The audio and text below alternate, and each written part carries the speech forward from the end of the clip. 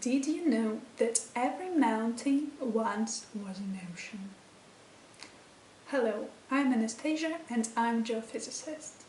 I know, it's hard to believe, but let's pretend that 4.5 billion years ago our planet was a huge, hot, gradually cooling ball. During the cooling process, primarily continental crust formed. According to geophysical data, nowadays, Earth crust takes 1% from the Earth radius. It is the same ratio like an egg and an egg shell. Under the crust is viscous mantle. On the Earth we have two types of crust, continental and oceanic. Oceanic crust is more dense than continental one. Oceanic crust is formed from a mantle that comes from mid-ocean ridges. Near the surface, the rock spreads in two directions and goes sideways.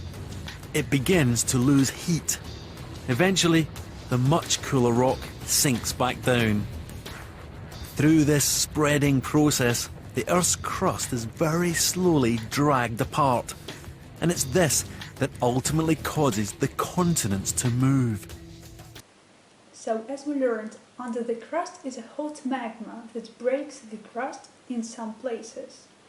These places are oceanic ridges. Oceanic ridges are found in every ocean basin. New oceanic crust is formed at seafloor spreading centers at these crests of the oceanic ridges. Fresh basaltic lavas are exposed at the seafloor, spread away from the site. All geological processes are very small in comparison with human lives. For example, spreading speed is only 5 centimeters per year. In comparison with the size of the Earth, it's nothing.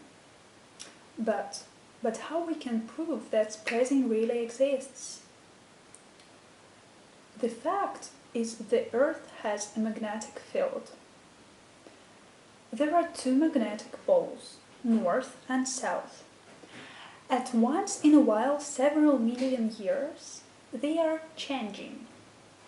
It's called magnetic field inversion. Molten rocks can fix the direction of the magnetic field. So, using radioactive methods of dating rocks and magnetic strip anomalies, we can prove that spreading really exists. But the surface area of the Earth is limited. If new materials arrive somewhere it's got to go. This is happening on the borders of the continents and oceans. Ocean crust under pressure submerges onto continental and creates seismically active zones. Ocean crust submergence zones are called subduction zones. At some point, the rate of subduction becomes greater than the rate of spreading, and the oceans begins to close, forming mountains at the junction of two continental plates.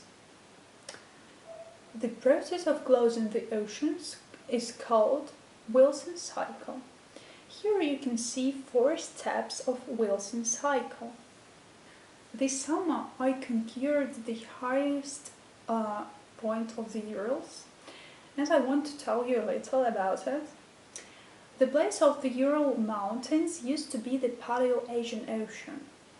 Now it has passed all 4 stages of the Wilson cycle, and now it is at the stage of the destruction, which is clearly seen in the photos, and one day in its place will be the plain. Now let's see the photos from the Urals. So they are very, very beautiful.